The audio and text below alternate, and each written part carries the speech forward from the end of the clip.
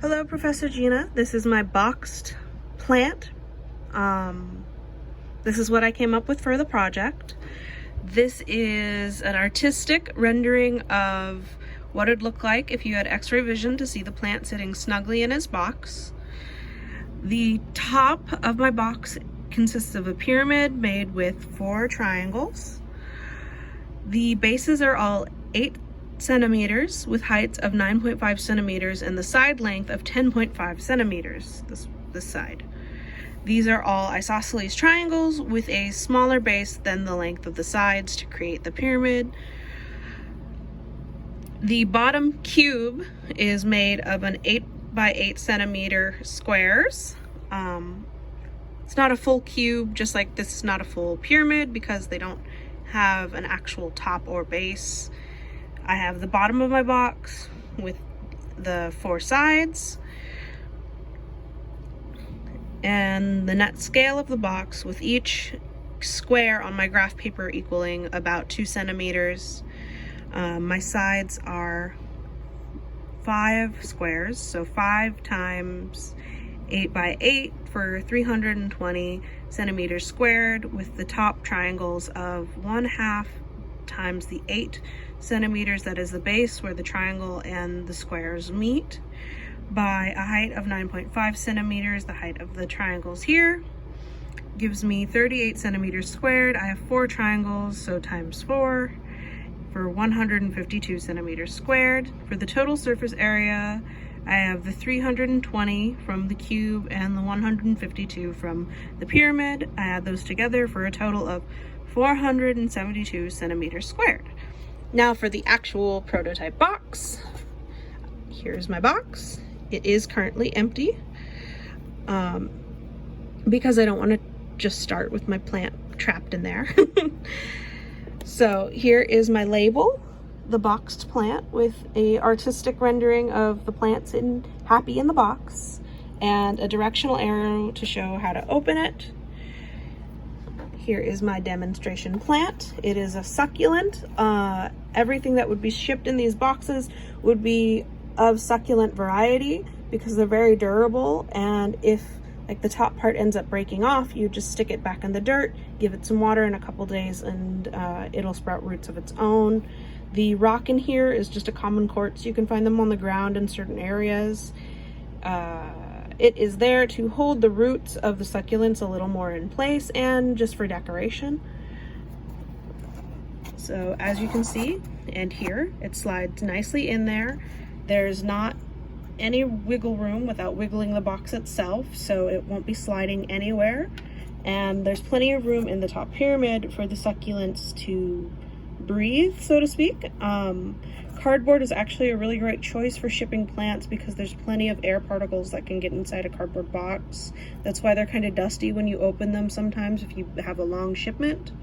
So the plant will actually have room to breathe, and succulents don't need a lot of water, so if this was shipped and it took a week to get there, the succulent wouldn't die of thirst or lack of oxygen in that time.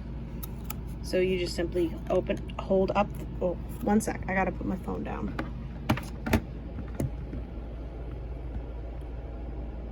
Stay.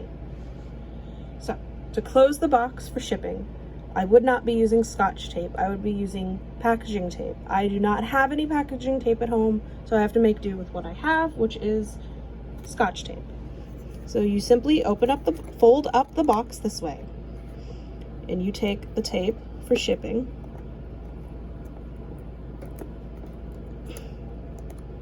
and you make sure that it's stuck nicely to one side. And you press it down like you would with packaging tape. This is how I would turn it into you with the plant in it. Being that I am at home, I didn't want to leave my plant trapped in the box. It's another reason to use Scotch tape instead of packaging tape, and it doesn't ruin anything because it's nice and clear. I know this looks like a big gap, but it's actually shadowing. They do meet and touch. The only light I have on my desk is my desk lamp, which is very bright, which creates very dramatic shadows.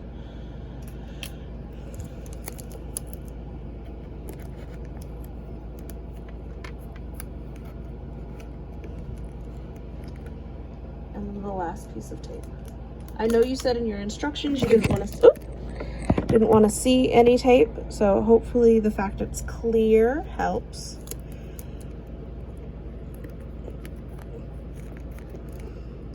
Didn't do a very good job of taping this, so sorry.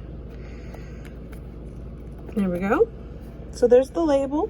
Yes, you can see the glare of the tape in my very dramatic desk lamp lighting, but it's a closed box. Everything else has been hot glued nice and tightly shut. Yeah, there's some openings. That's a consequence of using cardboard with limited supplies. If I had more tries, I'd probably close it off a little better.